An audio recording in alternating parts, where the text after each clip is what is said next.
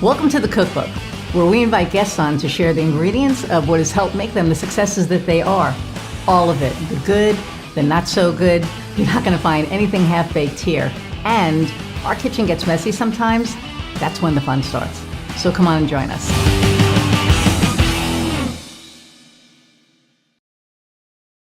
Okay, so hey, there are times when we all could use a little extra help and support in our lives.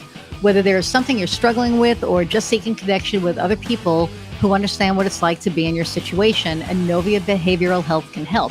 Inovia is a subscription-based organization that provides unlimited access to a wide variety of educational, experiential, and therapeutic support groups that are led by live expert facilitators. Now, you can get 20% off your membership with the discount code Cookbook20 when you subscribe. Check it out today at inoviabh.com. Inovia, feel better. Hey everybody, and welcome to another episode of the Cookbook. Okay, so on all my podcasts, I say I'm excited for my guests, but I am super excited for my guest today because when you say the word queen, this is who she embodies. She's awesome. I'm going to read her bio, and then you'll see just how awesome she is. So, Kimberly Spencer is an award-winning, high-performance, trauma-informed coach and trainer, Amazon best-selling author, TEDx speaker, and the founder of crownyourself.com, helping visionary leaders transform their self-limiting stories, build their empire, stand out fearlessly, and make the income and the impact they deserve. Yes, queen. Okay, from her entrepreneurial beginnings at 5, selling bags of glitter water, to her neighbors, to become an award-winning screenwriter, certified Pilates instructor, Miss Congeniality, and 6-time WGEO, or is it WeGo? We can go over that. Health Activist Award nominee. Kimberly is proof that it's better to make your own mold than to conform to someone else's, and that is one reason we get along amazingly. She's also the former executive of a national e-commerce startup and was the owner of the private Pilates studio, Fitness with Kim in Los Angeles, California. Her work has been featured on Netflix, the CW, ESPN, Chicken Soup for the Soul, and NPR, and in Thrive Global, CNBC, and Forbes. So Miss Queen does not mess around. Okay. Without further ado, let's bring Kim on. Hi, Iris. I'm so glad to be here with you. I think you are the 5th podcast in my new home. So it is so exciting to be here with you and fellow Enneagram 8s. Let's challenge some things today. I mean, I'm serious. I don't think I've had another 8 on. So this is going to be, I think this will be really interesting. But we're going to turn up some fire. Yeah, well, that's what this is about. So, so all of your wins and accomplishments, man, I love it all, and I love the crown yourself. I know we talked about that, and you have a new thing now. I do. We beta tested a course. What started as a course for my clients and my students in lead generation, leveraging podcast appearances, turned into a beta launch for a done-for-you service. And then over the course of, I think it was probably because I was in the process of moving homes and juggling 2 children, that I was like, this isn't the same business. And I was recognizing that the values of one were similar, but different. And so we separated it off and created a separate company called Communication Queens, where we help our clients get booked on podcasts. We do strategic matchmaking, basically, between podcast hosts and their guests. And so that was a spinoff, because with Crown Yourself, I'm working with the visionary leaders on their subconscious stories, on their mindset, on their leadership skill set, on their decision-making strategies, and on their communication. But the podcasting bit and the done for you service really served as a separate entity. And so I just decided, well, I have 2 kids, so might as well have 2 businesses. There you go. So now you have 4 kids, essentially, right? Yeah. So there you go. Practice for the future. Boom. There you go. So you're going to have more kids, you think? I'm definitely going to have one more for sure. My husband and I are very open to trying for that girl, but if that doesn't happen, then who knows? I might go to 4. I have many friends who have had multiple children, and they said that out of, I have one of my very good girlfriends, Lucy Lampy. She has 4 children. She's an amazing sex and relationship coach, and her content is spicy. But she has 4 kids, and she so I see her, and yeah, and I see her, and I'm like, okay, what was the hardest part? And she goes, from 1 to 2. She said 2 to 3 gets a little harder because you're outnumbered. But really the biggest leap is like from 1 to 2. We already did that leap. We're good. So we've navigated that one. But then from 2 to 3, like if the 2 older ones can play together, then you can focus a little more time on that infant. When it's 1 to 2, then you're kind of splitting parenting. Like each one's kind of taking one, and you're basically single parenting. At the same time. Yeah. So 1 to 2 was definitely different. I'm very grateful that once we moved back from our 2-year stint in Australia during the pandemic where we got stuck, once we moved back to California, we gathered up my mom. And so now we have 3 adults to 2 children.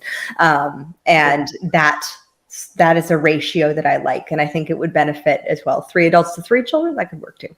There you go. Yeah. That works. And you know what? I mean, good thing that you were in Australia when you were, because that was one of the safest places to be. Yeah, as long as we didn't leave the state. Like we were in what I call like, a lot of Americans heard about like some of the crazy stuff that was happening in Australia of like this really harsh laws, like not being able to walk on the beach. I did get stopped because I sat on the beach, and like they were like, you cannot sit on the beach. I was like, oh, okay. Like you have to walk. I wasn't around anyone. I just needed a breather because of lockdown. Wow. But we were in, as long as we didn't leave the state. But if you left the state, that was when like people couldn't get back into the state for their breast cancer treatments. Like they weren't letting anyone in. Oh my God. Into our state, which was Queensland. But which I was like, how could I have manifested a more perfect state to live in? Queensland. I mean, you could have been in Brisbane. You could have been written a better play. Exactly. And we, bummer, we got to live 2 years next to the beach. So it was I had a very different experience. But we've always wanted to live in Australia. So it wasn't like that hit us completely out of the blue. My husband and I have always wanted to live around the world, have our children learn from experience. And I think travel is one of the best educators you can ever give to children.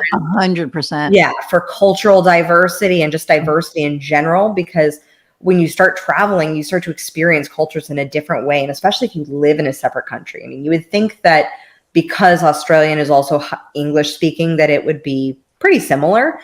It's a very different culture. Like over in Australia, what I love and respected so much about it, and which was one of the reasons why later we moved to Texas now, is because they work to live. They don't live to work. And they take their weekends very seriously. And now that we're outside of Austin, like it's a very similar vibe of, there's more of a heightens on family values of you get to be with your family on the weekend. You're not working away. And that was something that I didn't want to have my kids be in, because I grew up with 2 entrepreneur parents, and I saw the hustle of growing a business and the challenges of that. And also the escapism sometimes, to be honest, with my dad's own addictive proclivities. So being able to navigate, to see that I like and design my life and my life for my kids and how I want it, which is very much like, I want our family to be close, to have joy of traveling and have joy of experiences. So now we have donkeys and goats and chickens, and they get to be farmers. I love. And I know that you and Kat Palsinelli and I were kind of like talking, and she was like, oh yeah, I grew up on a farm. I'm a city kid over here. It's like, the only farm that I saw was when we visited one, upstate New York or something like that. And now I'm in Indiana, so there's farms everywhere, but yeah, we have 2 dogs. And then in the woods, like I said, we have, deer and rabbits, a lot of rabbits. I think I saw like 2, and now I see like 20. So I guess about them multiplying is really not a joke. That's true. Because holy crap. Yeah, we just like, it's magical. I never pictured myself as like a country girl. And I joke with my husband, like, Yeah, what made you do that? Like, you were in LA, right? yeah, we were in LA. I grew up in LA, and there's an interesting statement that Elizabeth Gilbert wrote about in her book Eat, Pray, Love, on how everybody has a word, and every city kind of has a word. And when I've traveled to cities, I've make an intention to kind of feel out what their word is. Like when I went to Mainz, it was a very interesting perception of the word, because around all of this like bombed out old architecture were these giant skyscrapers, like almost as if the city was trying to mask its shame of its past. And Wow. so it was really interesting. And so the concept that Elizabeth Gilbert talked about was, you know, if your word doesn't match the word of the city, you're not going to jive. And my husband's word has always been integrity and honor. And LA is not most known for that. So, to be honest, I so mean, being back here, it's so, he's from Texas, he's from Houston, and it's so grounding to be in a space where we actually can have land, where I'm like, our neighbors are like far enough away, like to where we can ask them for help if we wanted. Like when the power went out, they were like, oh, you can come over and use our shower. Like people that I've never met before were like, you can shower at our house. There's a level of generosity that I just respect from the people here. And I saw that in Australia too. Meanwhile, in LA, it's like you know your neighbors, but you don't like it's just different. Like it's kind of like a high vibe, but it's not. There's not that level of like, come to my table and let's all eat together. And like that's what I feel out here, and I love it. that's awesome. In Indiana, you would think that it would be like that, and it's not. I mean, not, No? you know, we're in a subdivision, and now the neighbor that, well, I doubt my new neighbor will be listening to this, but the neighbor that used to live there was like that. Come on over, have a burger. You know, he worked Yeah. for a cable company, you know, and so anytime we had any issues, he's like, call me, I'll come over, you know, whatever. He sold his house, and that went, you know, right to hell. Mhm. The neighbor on the other side of me he's really, really awesome. But he's very,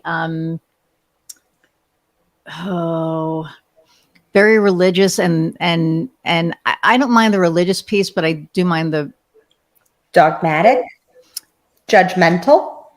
well, how do I say right wing without saying that? Rejection. Yeah. So he belongs to this cult. I mean, I'm sorry, I shouldn't have said that. No, I'm kidding. There's that 8 coming out. There's There she is. there's a community around here, and it's you know, it's like a lot of churches. You have to give 10% of your earnings and all of that stuff. And to me, I think that's what bothers me with certain religious things, is that you have to give money. You know, to me, if I'm going to pray to God or the universe or whoever I believe in, I'm doing it from my house. And then if I want to donate money, I'm going to donate money to causes that I believe in, not to go to belong to this thing. But anyway, that's me. And I am probably going to get crucified by my local people. Sorry. I love you guys. You know that, but you also know how I feel about that. Anyway, we should probably do that part over. But anyway, a friend of mine, no pun intended on that word.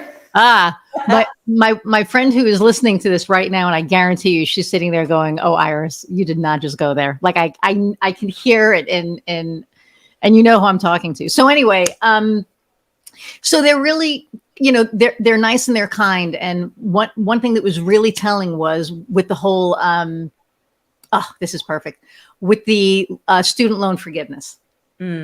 You know, they were helping me with my tree, and we help each other. I mean, you know, if they need something, you know, they know that they can come here. And if I need something, I know that I can go there. But there is that, you know, little block.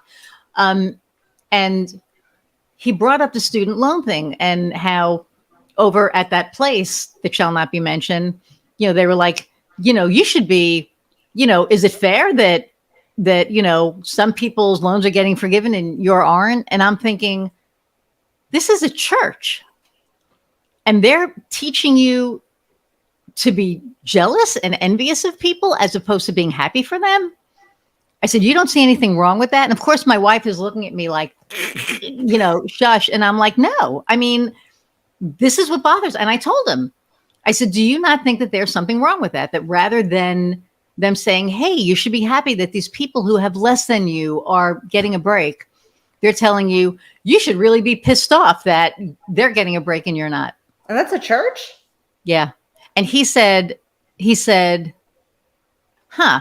So it made them think. I mean, I know they're not going to leave. And I don't want anybody, I just want to throw this out there.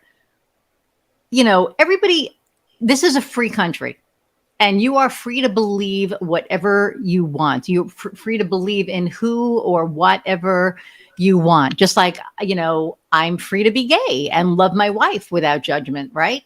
Yeah. So I'm just saying. But anyway, we just went on a whole freaking tangent. Super tangent. Woo! Super, and I'm not having coffee. Spit out there. Like ginger ale without caffeine. I should be. But okay, so enough of that crap. So let's talk about you and your what you're doing now. I know that you're now in Austin, but let's talk about, Crown Yourself and the Queen's Community. Let's talk about all the things. Yeah. So, I mean, Crown Yourself was really stemmed from, I came up with the idea on my honeymoon. Because prior to my honeymoon, I literally signed the buyout agreement for my e-commerce business 3 weeks before I got married.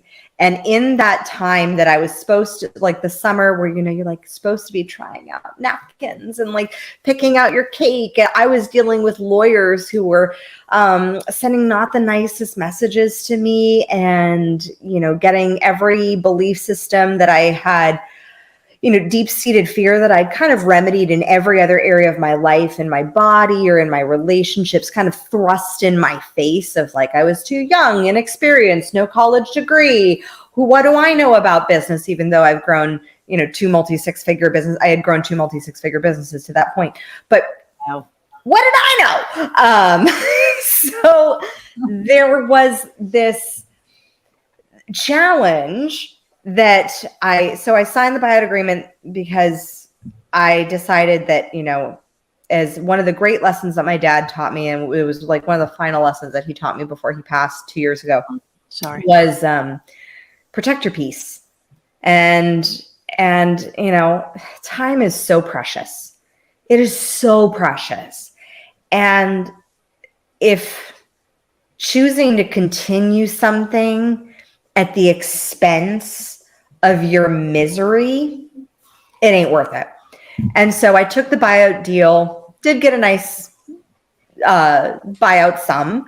I make more than that now in a month, but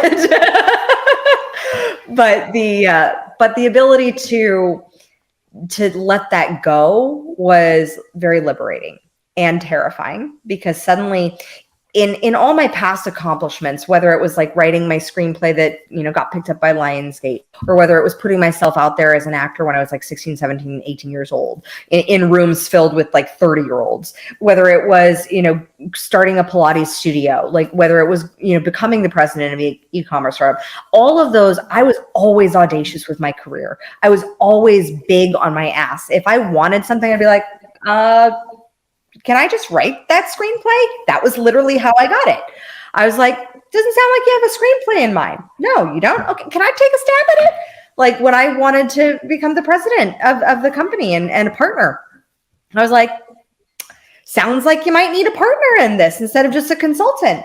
Can I do it?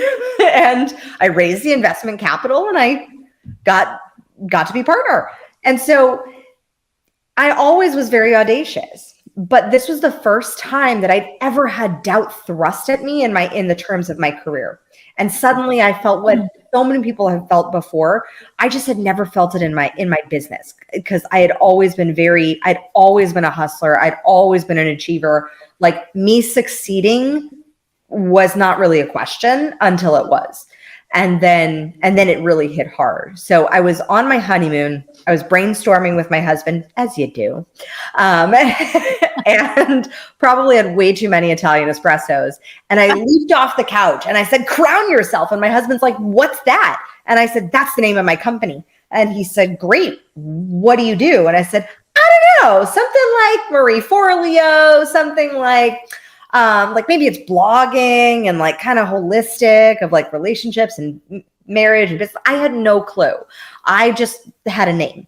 And so I did what every entrepreneur who has no clarity and has a nice title and name for their business. Right. I got all the film equipment. I got the nice website domain name. I did the LLC. I got all the things that were necessary to be done, except the one thing of having clarity on what the heck I was selling. I had no idea. Wow. And so for a year and a half in my business, I made about $100. I used to say I made no money, but then I actually went back and I was like, I don't think that's accurate. I actually made $100. And it was from coaching, but I just didn't know what I was coaching because I didn't have a process. And meanwhile, because of that year and a half, I started to spiral down into some pretty bad habits of an old mindset that I used to have. It used to be directed toward my body of blame, shame, and guilt. Instead, it was directed toward my finances and business, and it reflected in the same way in what I call business bulimia. I'd overcome actual bulimia with no psychological or medical intervention, but the mindset was the same. And so I was in business and financial bulimia for about a year and a half, where I was getting money in from my side job of teaching Pilates and while trying to grow my business, and suddenly like more expenses would be expelled out. And meanwhile, I was in such a negative mindset. I was complaining about everything from like money to the world at large, to the news, to everything. I was such a negative Nelly. And yet still posting all these like really nice Instagram photos of me in crowns. And so that's like so telling about social media, right? It's like everybody looks happy and meanwhile, I was not being honest with myself or living the values of that which I was preaching, of like ownership, personal responsibility, authenticity. I was faking it like a mofo. And then I found out I was pregnant. And that was when I was like, okay, this version of me, I did not like, nor did I want that version of me to be the mother of my children. Nice. I knew that, especially when I found out that I was going to have a boy, I said, I want him to be raised knowing what is possible for a woman so that he supports unconditionally his wife, just like my husband supports me. Like my husband is the most amazing, awesome human for me, who just is like, oh, I asked him, I said, do you think there's anything that I can't do? He goes, no. And I said, really? And he said, well, I know if I also said yes, you would then challenge that and go out and do it. So he sounds like my wife. Yeah. So that Enneagram 8 like really comes into play. And so I was like, so then that was when I found NLP and timeline therapy and hypnosis, and I got a process. So I worked the same subconscious process that had worked for me in building my first business, which was Pilates. And I had a process that I saw work for me, that I started applying immediately. I put it into action, and then suddenly I started to get a $2,000 client, and then a $5,000 client, and then I've grown it from there. And then it's been 7 years now. 7 years. And then now just having my second business baby. Well, technically it's my fourth, but who's counting, right? So who's counting, right? And it's so funny because, for me, I started this business out of necessity. My first business, I keep turning to put my heater on because it's freaking cold here. And my office here too I know, and my office doesn't have, I think when they built it, they like the insulation or whatever just isn't strong because the window is right here. And so I have the heater trying to blow that way, or anyway. But So I started my first business out of the fact that the company that I worked for at the time wasn't the most, they didn't keep their promises. Mm-hmm. And I left because of, everybody knows that I work from a place of integrity and love and empathy and compassion. And it just didn't align with my values. So I left. But when I left, everybody was like, oh my God, you're the reason that we stayed. You're the reason we bought stuff. So what do we do? And I'm like, I have a non-compete. I can't do anything for 8 months. And they were like, what do we do for 8 months? I said, I can guide you, but I can't work for you. So at the end of 8 months, I had like tons of clients, and it was like, oh my God. But then after a few years, they didn't need my services anymore because they were doing, well, or they moved or they closed or whatever. So I ended up having to go back to working for people. Mm-hmm. And when I started Gas Stove, it'll be 9 years in April. I was like you in the beginning. I had the LLC. Mm-hmm. I had the name, which that was like a whole nother story. And I knew that we were going to do websites and SEO, but I wasn't sure who our ideal client was. I wasn't sure. So we were taking anybody and everybody. And you know how that turns out. Oh yeah. I mean, I took on clients in the beginning because I didn't trust myself enough as a coach. I didn't think that my coaching was good enough, or I doubted the transformation that I could provide for people. So I would do what I call things in my zone of excellence that, I can get praise for. Like I've gotten praise for my website or my photos or things like that, or like branding pieces. And I was like, oh, I'll just add that into the package of coaching. And so I would spend my weekends building my clients' websites and like on Squarespace, and I would feel so drained. But meanwhile, when I would come off a coaching call with a client, I would feel so energized. Right. And that's the difference, that when we know that we're in our zone of genius is when we feel that like surplus of energy. Like I am going on, this is hour number 4 of either interviews or coaching calls, and I've got more energy now. And it's not just the coffee, Right. The chocolate coffee that I have. It's not just that. It is pure love and energy of what I know is in my zone of genius. And it's my job that when I work with my clients to really highlight what their zone of genius is, so that they then delegate the rest. I mean, can I build a website? Sure. Is that worth my time? No, exactly. And I think that's, and for me, that was what kind of changed me. Actually joining the Dames is what was my, and I tell Megan all the time, I'm like, you took me from this kicked little puppy who just felt like I didn't know what I was doing, imposter syndrome, you name it. When I joined, I was just not in a good space. And Heather, so our anthem for 2021 was Truth Hurts by Lizzo. So I'm 100% that bitch. But I lost that. Yeah. And so I was having a really bad day, and she comes in and she goes, open this. And I was like, you bought me a present? I don't deserve a present. When you're in that zone, like present. She goes, just open the damn thing. And it was an autographed album of Truth Hurts by Lizzo. And I was like, are you even kidding me? She goes, you hang that on the wall, and every time you feel like you are not enough, know that not only are you enough, but your DNA is 100% that bitch. Amen. So it made me go, duh. So, I joined the Dames, and, the supportive community, the phenomenal community tribe, like this amazing tribe that we're in. And I like the universe connected me with the people that I needed to be connected with. And, 10 months later, 11 months later, here I am, a completely different me.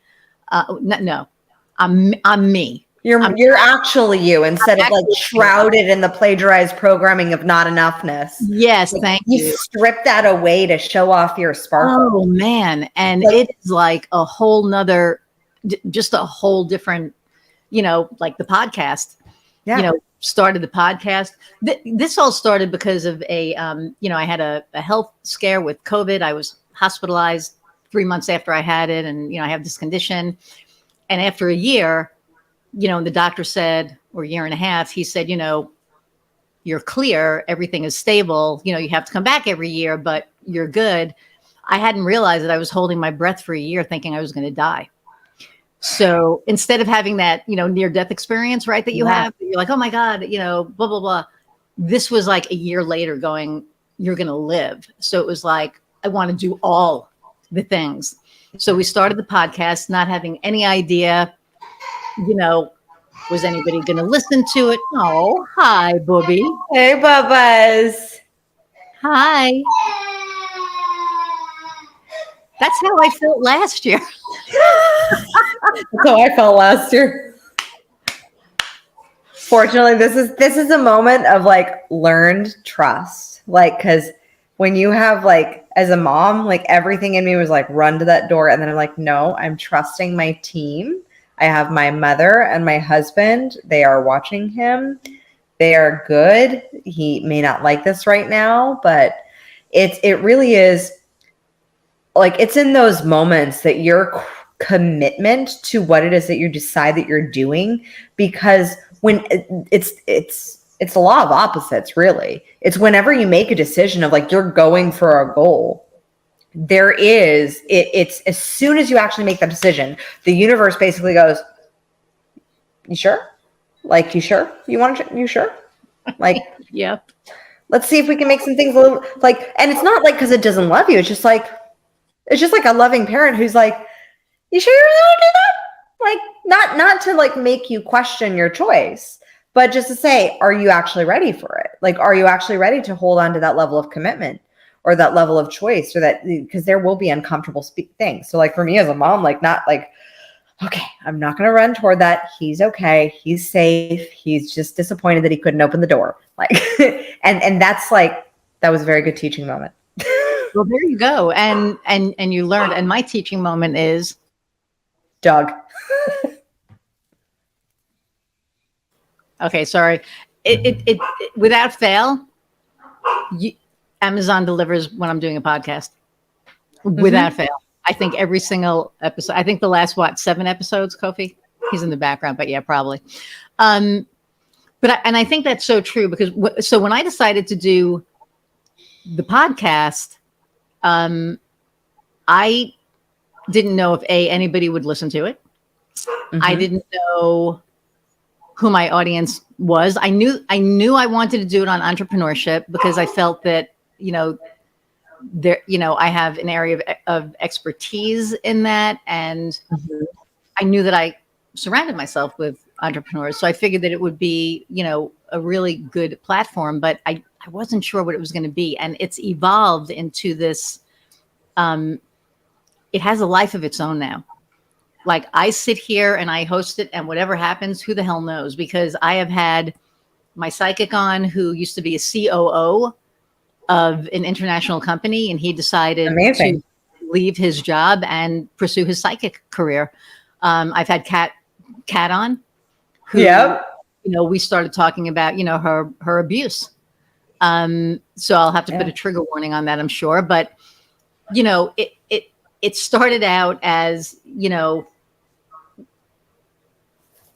about entrepreneurs and their journey to the successes that they are, but everybody's journey is different and everybody's story is different.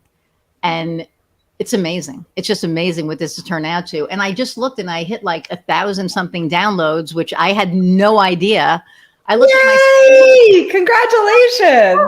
I'm like over 1,000, downloads, not subscribers. So hint, if you're downloading it, subscribe it so you know that there's a new episode coming out. But it kind of like blew my mind. And I'm like, people are listening and people are downloading it. And I'm seeing people on the street going, hey, I heard your podcast. And so life is just, you're right. I think the universe kind of, when you make your mind up, it tests you to make sure.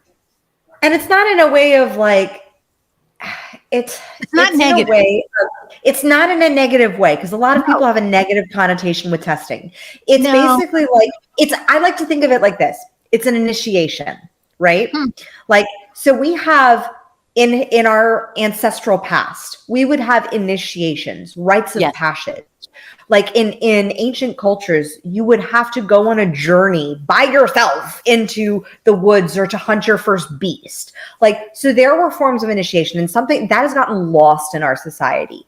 And so the initiation is a preparation. It prepares us to be the person who can handle the thing. And it prepares our level of commitment and resolve. So for example, my TED Talk. I had known I wanted a TED Talk and to do a TED Talk for 3 years. I was supposed to have one in 2020. Obviously that didn't happen because I was in Australia, and this was supposed to be in like Davenport, Iowa. And I knew I also wanted to do a live TED Talk. I didn't want to do one online. I didn't feel like that would feel as real. Right. And then I got the energy from the audience, right? Yeah. And I had this intuitive piece that, like, I'm in Queensland, one of the safest places to be. Like, I wonder if TED Talks are happening here. And I just followed that little intuitive nudge. And then I just let the universe do its thing. And suddenly, the day my son was born, yes, I was on my computer 16 hours later after I gave birth. I checked my email, and I got the email from the host that, oh my God, like, we would love to have a conversation with you. The host, the organizers were traveling and so things like that. So we were trying to get this TED Talk, like, just locked in for months, for 3 months. And I was in a group where I was in a mastermind at the time, where one of my colleagues in the mastermind, she worked with like the CEO of Salesforce on his TED Talk, and and so she was a speaking coach, like really knew how to prepare and speak. And I said, I'm going to be working with you this year. I said, I just have a feeling. And so I let her know. And then on September 18th, and I know this because it's the day that would have been my parents' 52nd anniversary. Wow. Had my dad not passed earlier that year. And my TED Talk really was about, it was called Becoming a Warrior for Possibility, but it was also correlating the story of like our journey of choosing to stay in a foreign country during a pandemic, knowing that we wouldn't be able to go home. And like my cousin, before we chose to stay there, even said, like, you might not be able to even come home for a funeral. And my dad passed while we were over there. And I had a feeling that when I hugged him for the last time, that would be the last time. And I just knew. And the experience of going through that, and how, as a decision maker, as a leader, as, you know, a mom, having to make decisions through tough emotional circumstances and to continue to be the breadwinner for my family at that time. And it was a visceral experience. But then the organizer, when we're having this meeting on September 18th, goes, do you think you can be ready in 3 weeks? And I was like, my gut reaction, well, like initially my fearful reaction was like, what the heck are you talking about? I was like, how about next year? Well, thank God I didn't say that, because I was in California by the next year. Right. But I said, I chose to lean in. I chose to say yes. I said, well, I'm either going to be ready in 3 weeks, or like it's going to be another 3 years. So I came home. I told Spike, I said, you're watching the babies for the next 3 weeks. I called my speaking coach, Rachel Rodriguez, and I said, let's go to work. And we did it. We crafted it. We did it and got it up. Literally that weekend, they were hinting at doing, in Australia, they did what was called snap lockdowns, which was within 24 hours, if you didn't have your butt on a plane, or they would just like lock the whole state down. Like, so wow.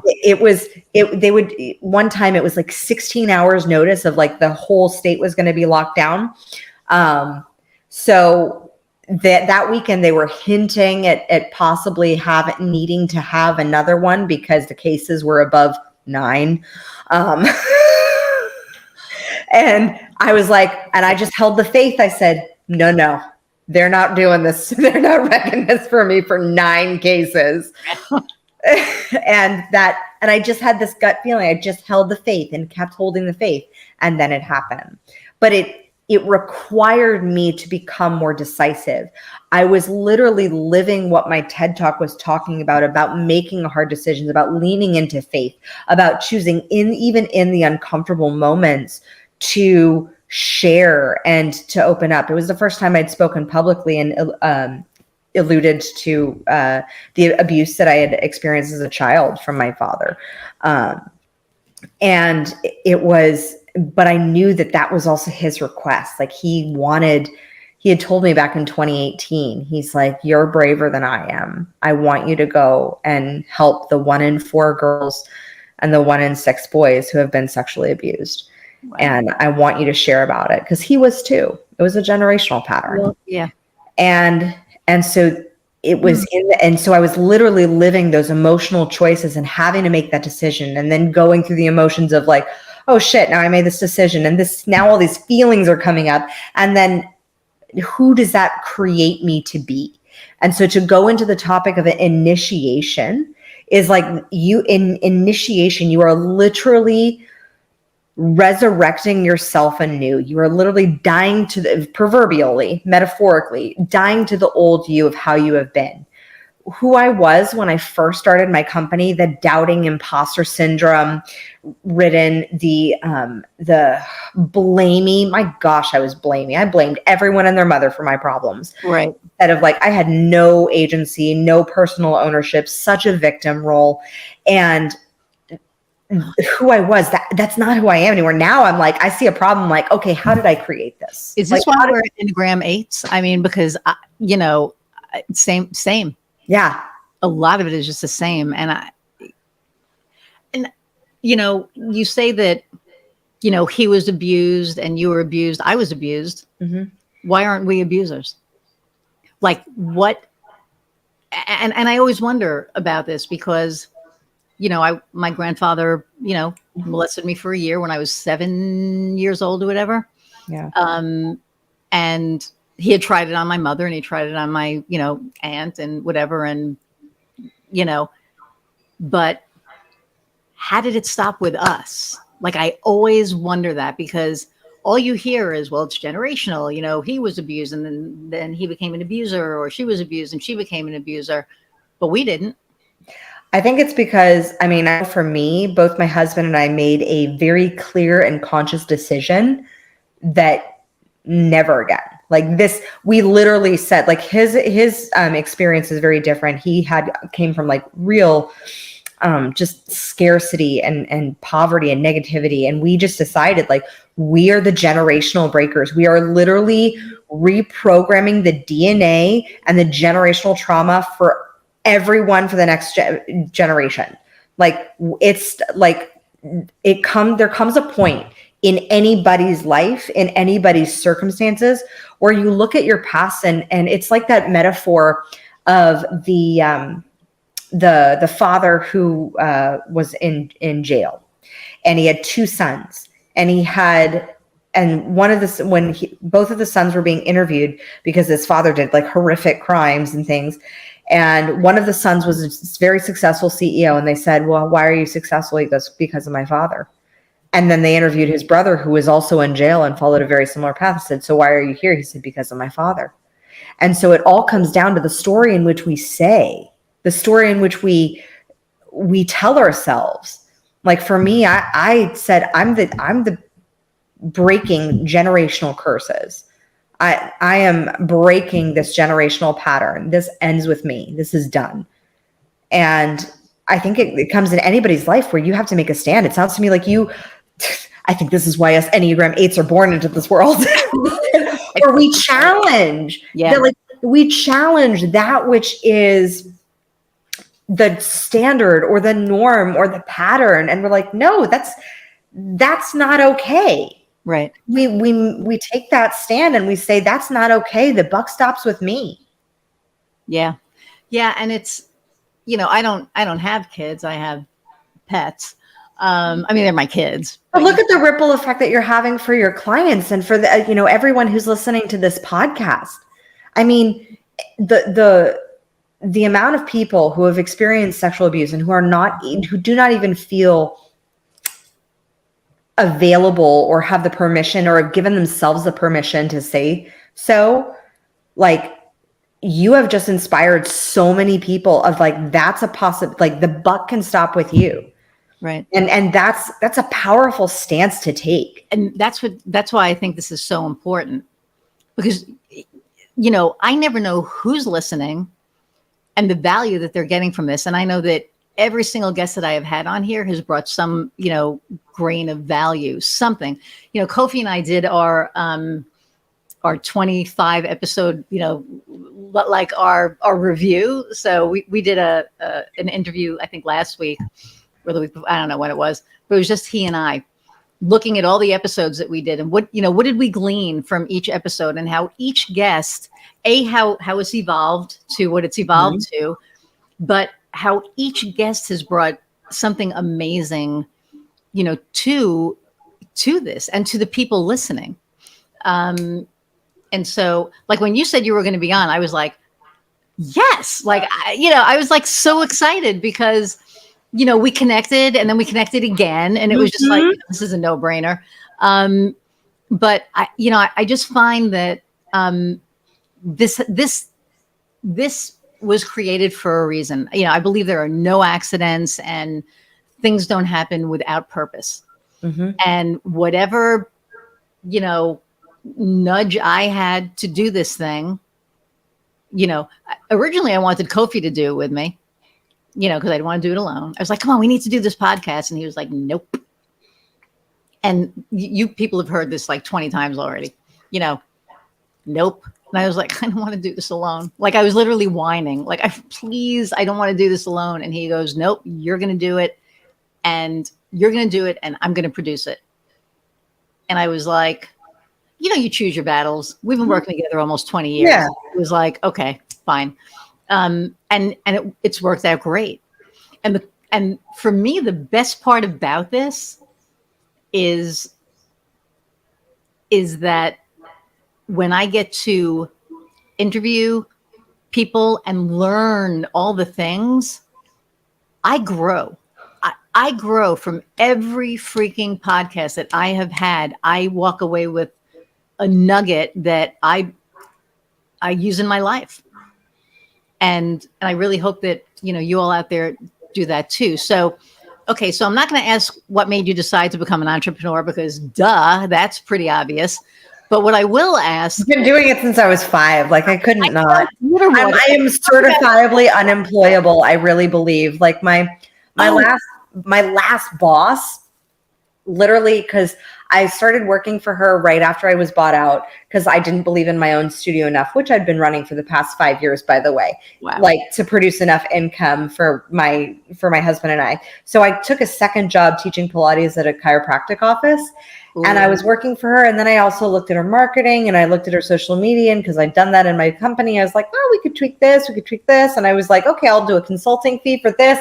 And so then eventually it started to like grow. And then I started to see like the problems of the ripples in the business, or like in organization and leadership. And I forgot my place, like that's not my job. That's not my job.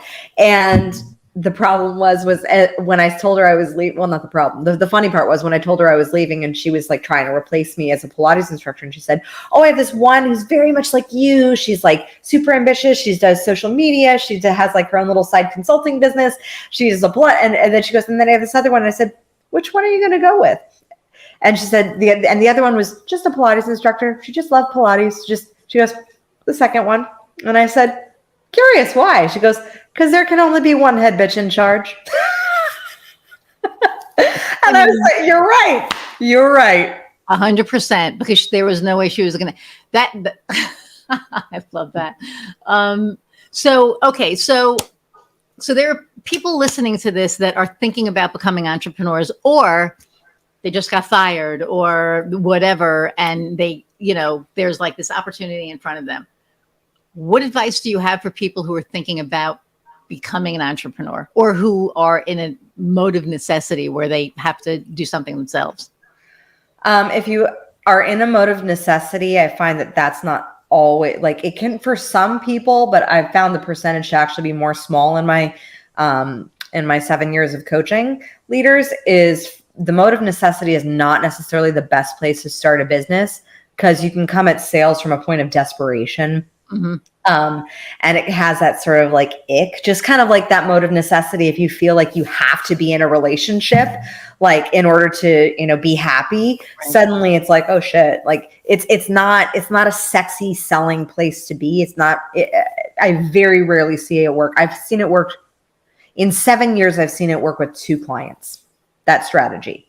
And that's because they've been serial entrepreneurs, like serious serial entrepreneurs, not like shiny silver object entrepreneurs, which a lot of people who say they're serial entrepreneurs really are just shiny object entrepreneurs. Right. But these were these 2 people were very actually serial entrepreneurs, had run multiple successful $1 million businesses and just were in spaces of necessity. And they knew that that was their strategy, was being backed into a corner.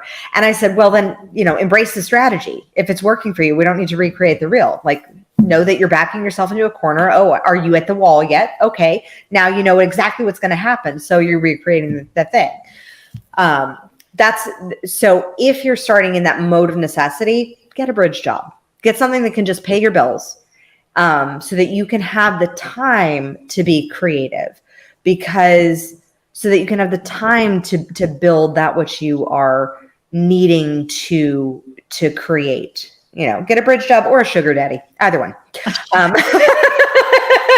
Mama. Or sugar mama. Like sugar something. Sugar something. Well, sugar something. But yeah, get a bridge job. Something to give you a little bit of space, because most selling out of necessity only puts so much pressure on you, and thus that pressure is unconscious, and then it's projected into the person who you're selling to. And then you also don't attract the best clients, because you're attracting clients that are also coming at it from a place of desperation and scarcity. Yep. And so it creates funkiness in the relationship. That's for one. Second is sell.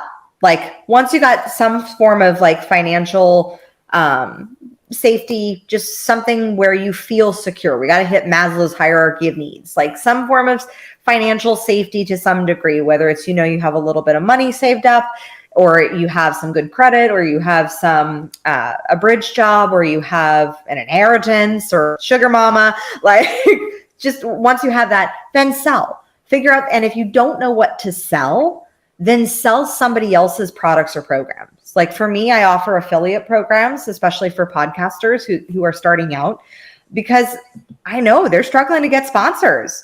Like, they may not be at that level. They may not have the listenership to get Audible sponsoring them. But I can say I give 10% for those who get referrals to my products and programs. So I give 10%. Sell somebody else's programs. That way, most entrepreneurs make the mistake of working forward. So they think, oh, I need to create a website and then build a course and then build all these marketing systems and then I'll sell. No. Work backwards. Right. Start with, as Stephen Covey says, start with the end in mind.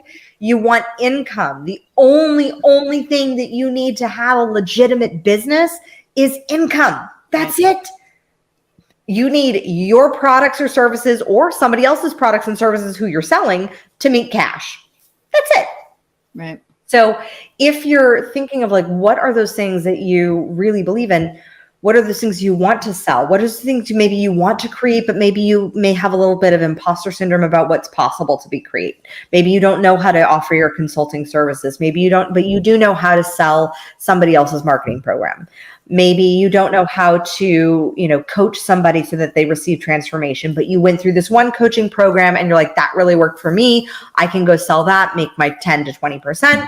And then, and then you have the practice of selling, because that's the biggest thing that most people make the mistake in. They wait to create the program rather than selling it before it's created.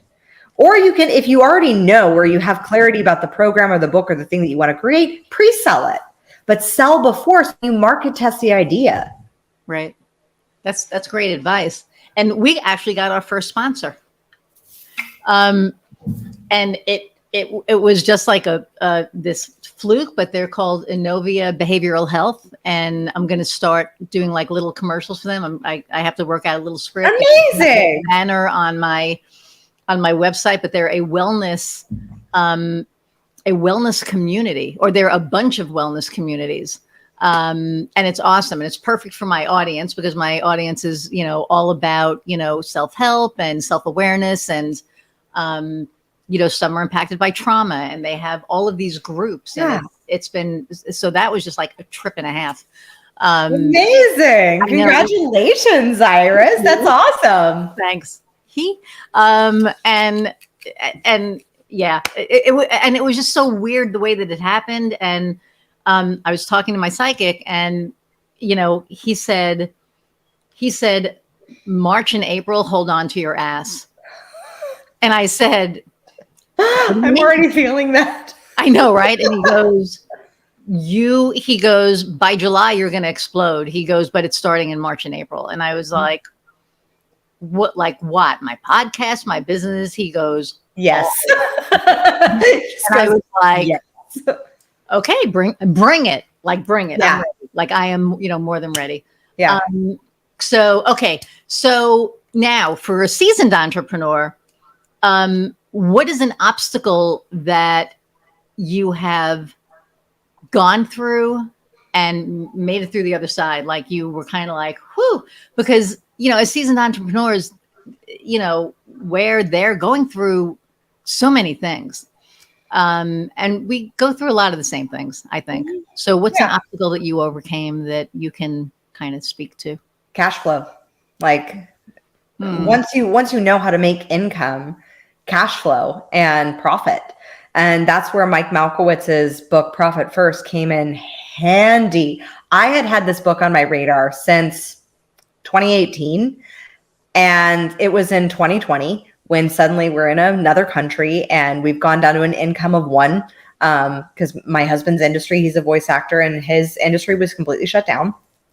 And so it was all on me to bring in the income. And when we chose to stay, he's like, can your business do it? And I was like, yeah, we can. And it was also like, I had to figure out profit real fast. And that Profit First was a huge catalyst, because it made so much sense how to structure, because I come from a health and fitness background. And it literally, the first metaphor that Mike uses, which is so brilliant in the book, is that he said, you just need smaller plates. So it's just like when you're like dieting, even though I don't believe in dieting, but like when you're looking at weight loss, you eat a little less. So you delegate out the percentages of what you're consuming first, so that you're not consuming all of your profit in your expenses. And that was such a huge transformative breakthrough. We increased our profit 300% in 2020. Wow. And it was, I attribute it 100% to that book. Then in 2021, which was an incredibly challenging year, I lost my dad. I lost my grandma, my aunt, and 2 family friends, and had a baby. We still increased our profit 36%. Wow. So it is a system that works. That was a huge piece. The other more mindset oriented piece is really when you put your success on a pedestal. And a lot of entrepreneurs, when they've had some level of success, they've achieved something, maybe it was in a former company and now you're starting a new one, or maybe you got your company to a certain level and now you're needing to expand and grow even more. A lot of times what got you there, you've heard the saying of like, what got you there isn't what's going to get you there. Or like, what got you here isn't going to get you there. Right. Yes. And what got you there or here was probably some acts of courage. And what I see is when we put our success up on a pedestal is a very shaky surface. It's a very unstable surface. Yep. But we put our, like what we've achieved to this point up on a pedestal. And then we forget that the climb that it took to actually build it, because really it was a mountain. So it took courage, it took decisiveness, it took commitment. And so there's a commitment that people have once they've achieved a certain level of success, where their commitment is not to courage, it's a commitment to comfort. And that's where they start being indecisive with how they lead, because they're making decisions from a place of fear that the comfort's going to get taken away. Wow. That's interesting. And, I'm at the point in my business that, I've been growing. I think I doubled last year or something. I don't know. Yes! Thank you. Yes, I know. I'm saying it very, but I did. And Iris, I think you need to celebrate yourself more. That's just my personal opinion. I do. We celebrate. I know. I'm like kind of downplaying it now. Trust me. I'm so excited. I'm so grateful. I'm working with a coach now, and I never thought that I would be, but I am. I'm actually working with Fabienne. Oh, amazing. I can get programs in place, because I know it's like, I know what I want to do. I just don't know how to do it. So I know where my attributes lie. I know where my strengths are, and I know where they're not. And, building a program is definitely not, a strength of mine. So, I'm working with her now, but what I find is that on this journey of entrepreneurship, and Kat said it too, it is the best self-awareness tool in the world, because you see what you're made of. Yeah. And I know that I'm strong, and I know that I can, like your husband, what can you do? Or what can't you do? There's nothing you can't do. Yeah. I know that about myself, because I know that if something happens, I'm going to find a way to make it work. Enneagram 8. That's just what we do, right? We just find a way. That's how we roll. So, but, with that said, it's also, when I went through all that crap of imposter syndrome, I laugh at that now, because it's like, where did that even come from? Like, where does that come from? And now I'm like, if you don't work with me, you're insane, because I'm so good at what I do. I know my shit. And that's why I'm getting the clients that I'm getting, because I'm being 100% authentically myself, like Harry Severinsen would say, unapologetically me, 100%, because, I love me. I know I'm fun. I know I'm kick ass, and I know I'm great to work with. Yeah. So you have all of those things together. So I do celebrate myself. I do downplay things sometimes, because I don't know. I probably need to stop doing that. But anyway, so. That's just societal plagiarized programming that yeah, you're probably right. I want to revolutionize that, especially for women. Like, because we have been so taught to downplay our successes. I mean, you are right. You are even as much as, like, doing something that is just being like, our successes that we are able to do, create, and achieve. Like, when I'm like, as women, we can create life through our bodies, and we have the tools to do that or not. But like, when my husband saw me give birth to our two kids, because like I did both naturally, he was like, oh yeah, like, women are superheroes. He's no doubt about it. My son now calls me, he goes, Mommy, you're Wonder Woman. And I was like, damn right I am.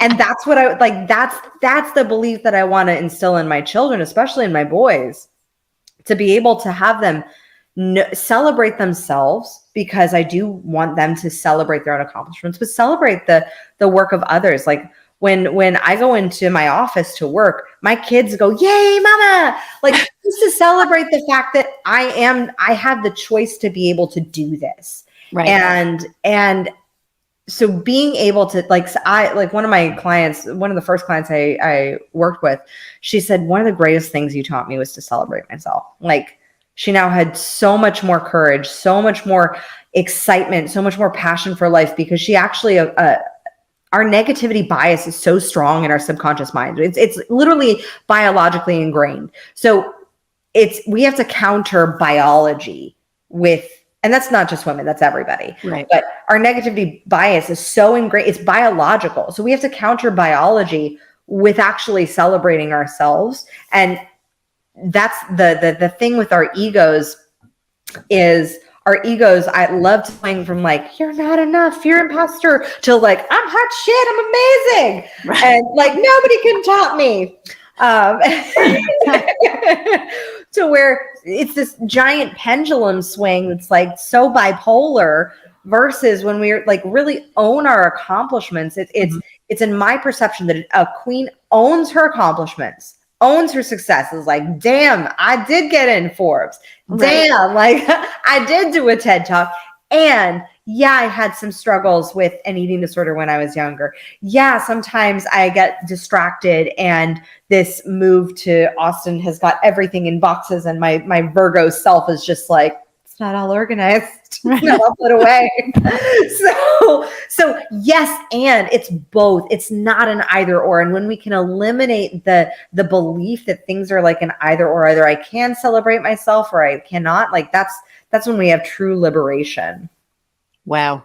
Anyway, that's my own pedestal. Like, I'll get off my soapbox about celebrating yourself. No, I love it. And where I celebrate my wins, you're right, I don't celebrate myself. And so that's something that I'm going to be more cognizant of. See, this is what I mean.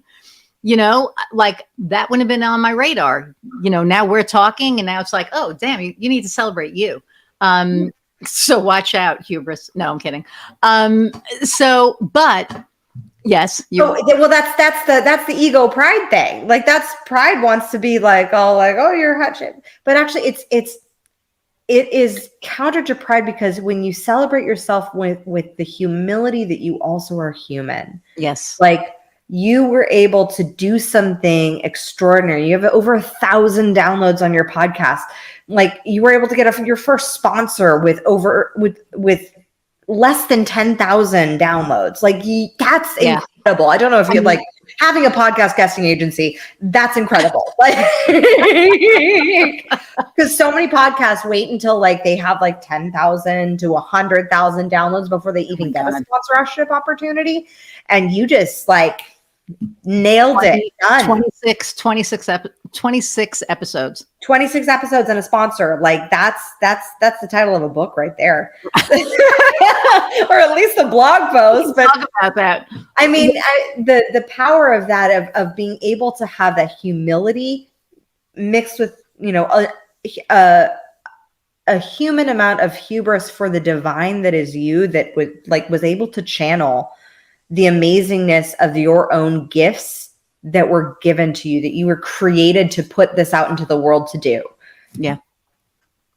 Yeah. Wow. And like I said, when I started it, it was just like, okay, we're going to do this thing.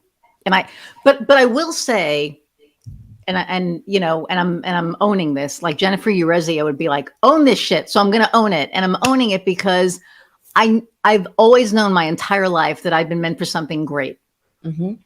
Whether it's this podcast, whether it's Gas Stove, whether it's something else, in the future. But I've always been meant to guide people and help people and heal people and all the things. And so, maybe this is the beginning vehicle. Who knows? Here we are. So, okay. So what, you're talking about, the podcast agency and, the communication queens. What is your differentiator? Like, what sets you apart from every other agency out there? Yes. Well, our agency focuses on the strategic mapping so that our clients can profit from podcasting.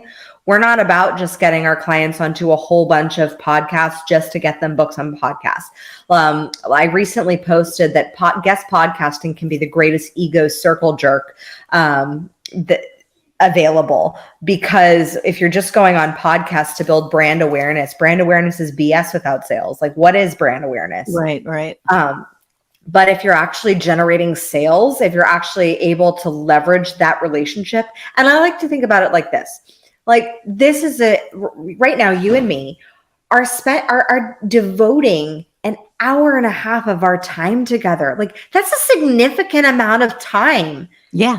that we're committing to each other to have a mutual relational conversation. Yes, there's benefit to you because your audience gets to grow when I promote this episode. Yes, there's benefit to me because your audience gets to have exposure to me. So it's a win-win scenario. And looking at how can we leverage these relationships to really maximize our growth as business owners. And that's what we focus on more so than just like, let me just book you on a whole bunch of things. Like I had a conversation with one woman who's like, oh, I don't know why I need you because was on 40 podcasts last month. I said, well, hey, that's a lot of time. Like that's 40 hours. That's 40 hours. That's 40 hours of time. I said, did you create any revenue? Like, was there an ROI for the time that you put in? And she didn't have any. Right. Like, again, podcasting can be a wonderful experience. It can be a great place to learn. It can be a great place, like you have done such a great job of positioning yourself as like an expert as far as your services. You know your shit when it comes to what you do. You know, like you have a level of confidence about what it is that you do and the services that you provide.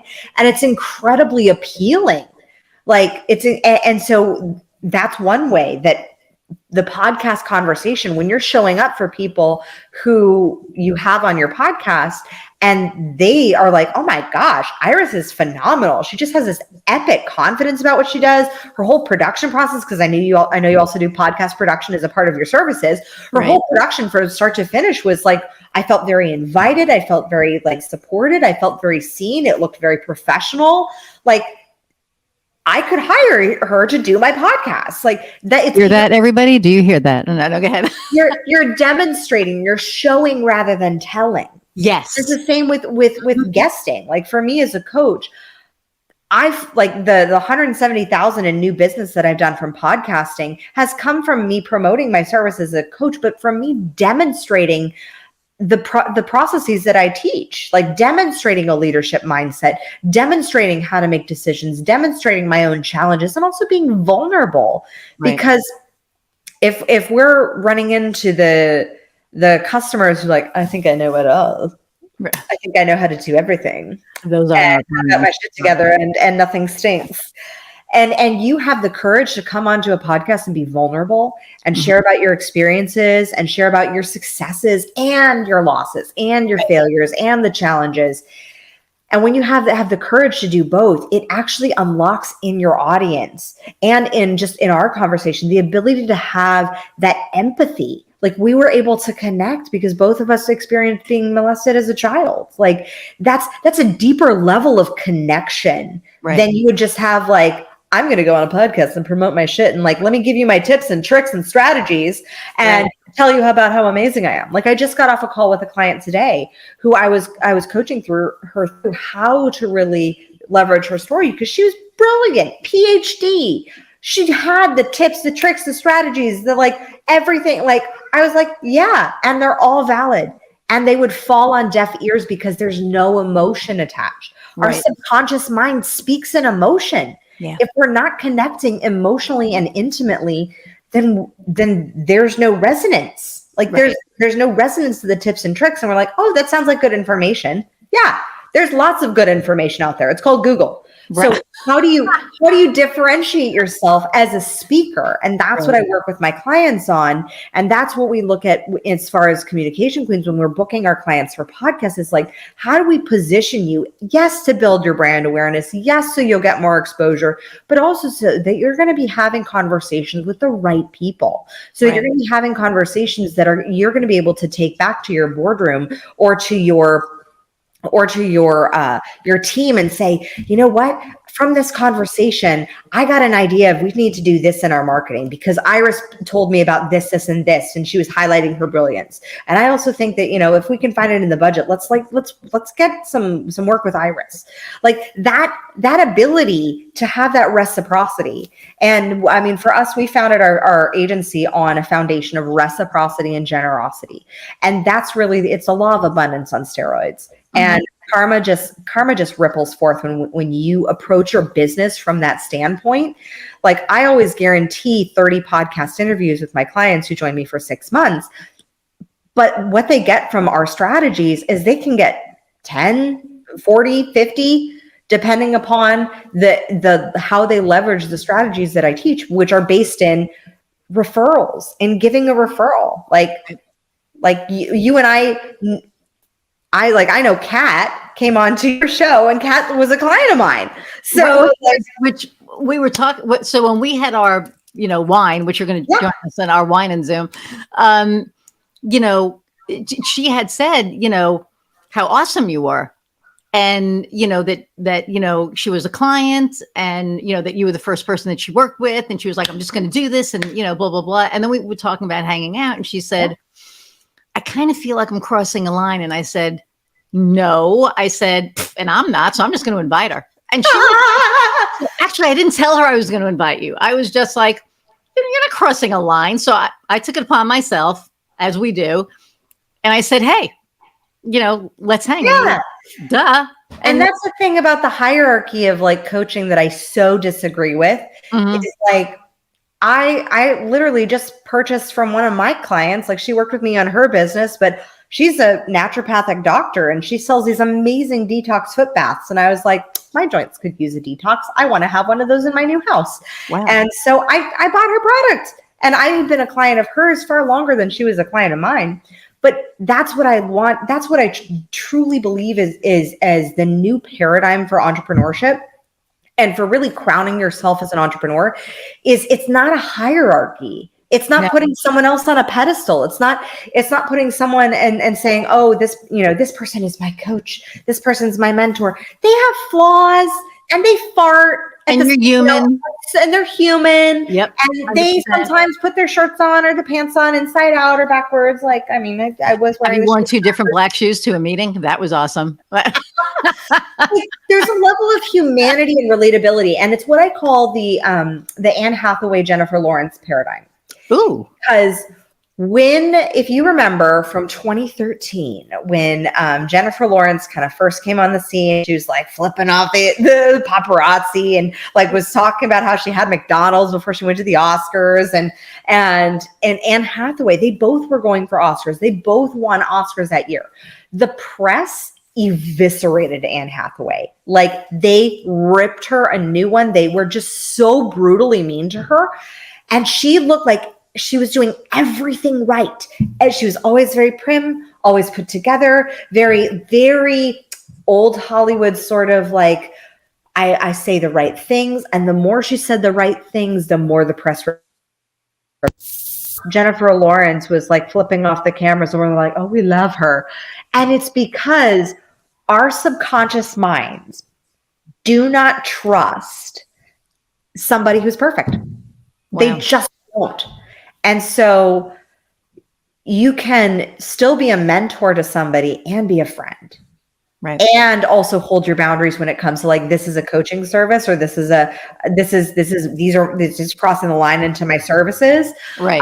And that's something that I deserve to be compensated for. And like, we're just having, coffee or drinks as girlfriends. Right. Like, that's, I've had many a luncheon with many a former client or current client, and it's like my clients become my very dear friends, and it's always been that way throughout all of my businesses. And it's because I don't believe in this hierarchy. I believe that you are queen of your life or king. You are ruling in accordance.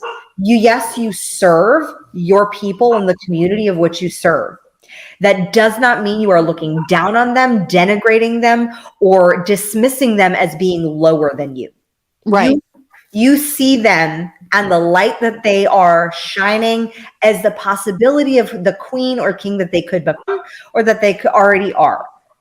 And like, for me, I hold that standard with every human I meet, or at least I try to. I'm not perfect, but I really try to. and I see, I'm like, okay, that's their plagiarized programming. That's their belief system. That's where they're coming into a disassociation, or that's their attachment style. Right. And then this is who they really want to be. Like, this is who they are at their core.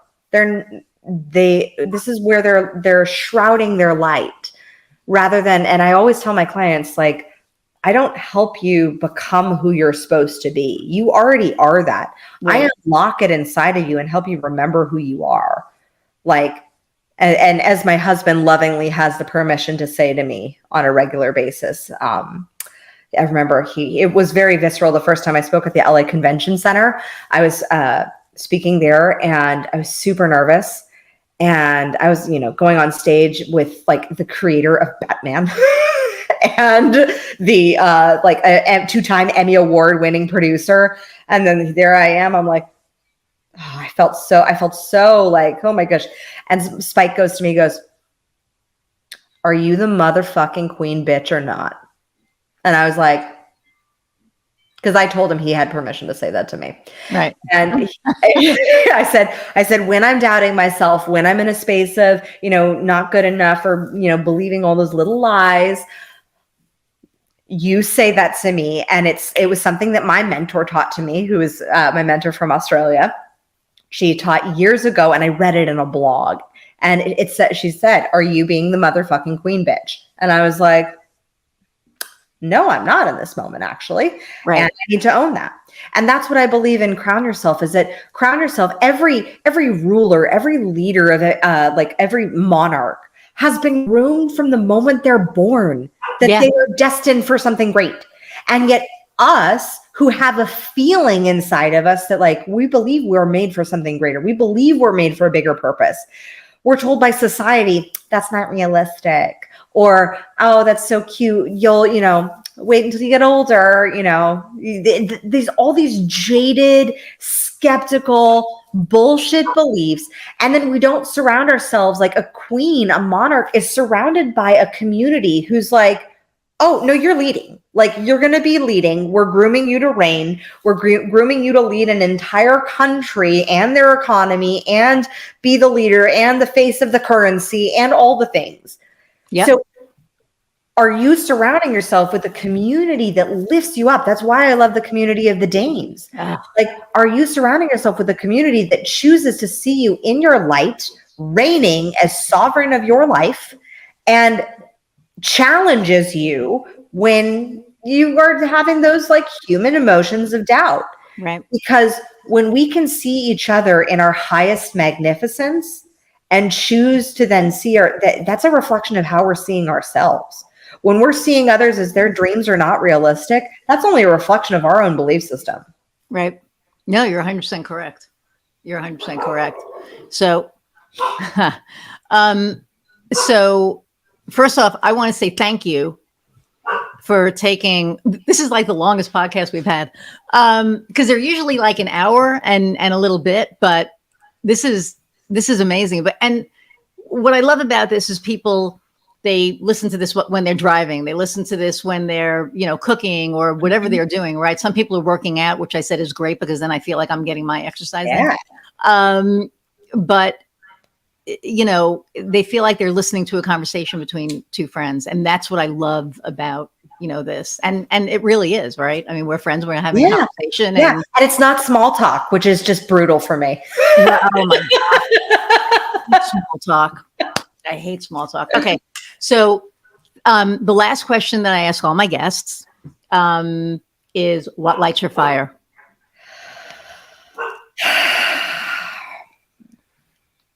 And it can be personal, professional, like what lights Kimberly up? Well, currently it's my husband and his new work boots. Whew. That's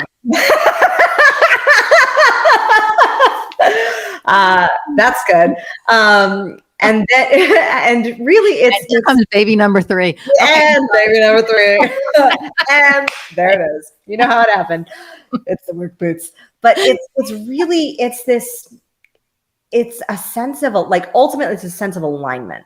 Like for me, the fire is lit when I feel fully aligned, knowing my body, my children, my husband, my business, my team, the community that I serve, the clients that I'm working with are in a space of like very present, being viscerally in the present moment, of being in the space of flow. And I regularly think entrepreneurs get flow so mixed up because we think flow is just like it's easy and it's like relaxing all the time. No, if you've ever been in a river, a flow like Niagara flows, right? So we also have to, and that ain't easy. Yeah, go ahead. and that ain't easy. It's a lot. Right. But it's allowing for ourselves to be in the dance with life and in that present moment of like you and I are currently experiencing with this, like, I think it's because we both have like Leo rising and our ascending, because like March and April are looking like, holy moly, like with what is happening. Mm-hmm. And I literally messaged my mentor today. I said, so what's going on with the planets? Because like, this is feeling like the faucet is just like it's about to like literally break off and a geyser is going to break. Yes. So it's that ability to fully be in that moment, to say, you know what, I'm surrendering that this is the moment of what is, and it's the moment that I'm going to reach up and grab everything that I got from it and let that be what it is, and not challenge myself with all these stupid plagiarized programming stories of it being hard or the fear of it coming. Just like let for the contraction be what it is, right, and then surrender in the moment. That's how you produce babies out of your body, I know. But it's allowing for that contractive surrender and then flowing into that next phase of relaxation, allowing for that place. And if there are seasons of push, then there are seasons of push with flow, and letting that push be what is, and not trying to fight against it, because when you fight against it, that's when you get dammed up. Yes. Wow. Well, thank you. Thank you so much for taking time with me, and for all of you listening, thank you for hanging in. I know that this was a long one, but I don't know about you. It feels like it just, went like that. Flew by. Again, thank you so much. 1,000 downloads, my first sponsor. Woohoo! Please subscribe, because when you subscribe, you get a notification of a new episode. And then you make me happy. And who doesn't want to make me happy? But subscribe, like, share, if you've gleaned anything from here, if there's any nuggets that you heard that you think, your friends could get some really cool insight from, share it. But most of all, thank you so much for, everyone who is listening and spending the time with me. I really appreciate it. I love you all, and go out and find what lights your fire. See you next time.